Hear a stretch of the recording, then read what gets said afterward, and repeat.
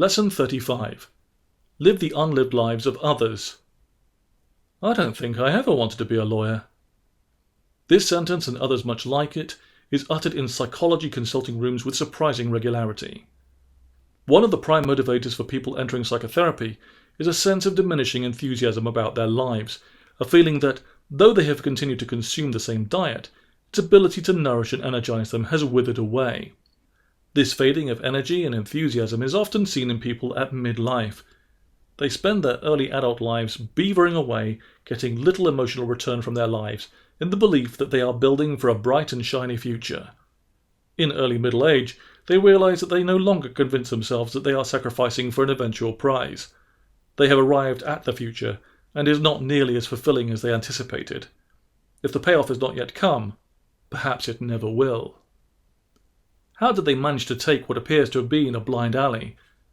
This book, after all, is about the pursuit of dead ends and the real estate to be found there. Fitz Perls, famed developer of Gestalt therapy, believed that many people find themselves in a life created from a mixture of adolescent interests and the expectations of others, parents, teachers, mentors. Initially somewhat fluid, their lives harden into concrete, and they find themselves trapped in an existence that does not suit them. Jungian analyst James Hollis seems to agree. In The Middle Passage, his excellent book on midlife, Hollis suggests that we start our lives learning how to be children, and, just as we're getting accomplished at it, the rules change and we are expected to behave like adults. Not knowing how to do this, we look around and build our adult selves from the examples and pressures around us, rather than from our inherent interests and talents. At first this seems to work. We achieve some success and create a passable facsimile of maturity.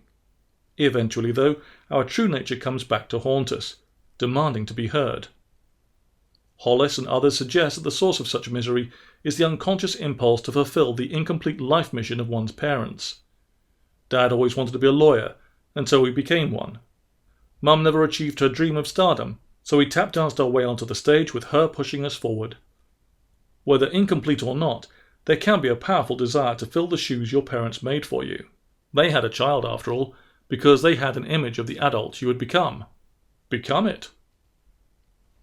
Whether your mission is to climb upward or rappel downward in your life, it can be useful to examine the core motivations of your parents and other significant figures from your formative years. What were their goals, and which of these were thwarted or left incomplete?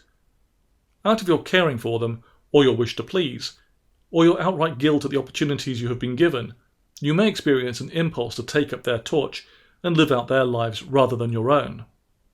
If you would like to live your own life instead, treat with suspicion the concordances between your present life and the unlived lives of your predecessors. Is it simply a welcome coincidence that your true desires match up so nicely with theirs, or have you subjugated your own interests to live someone else's life? If you are on board with the aims of this book, however, you can use these indicators as beacons to the unsatisfying life. Tell yourself how pleased your mother would be if you married a wealthy man, which she always wished she had done. Remind yourself of the plans of your deceased brother, and set aside your own life to fulfill his.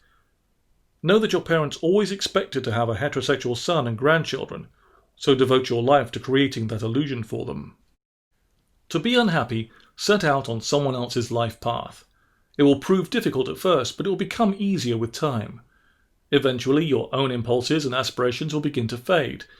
You will have been on that road long enough that your own existence will have dropped beneath the horizon behind you. With it will have gone your vitality, your enthusiasm, and your motivation. Your misery will remain like the flecks of precious gold in a miner's pan.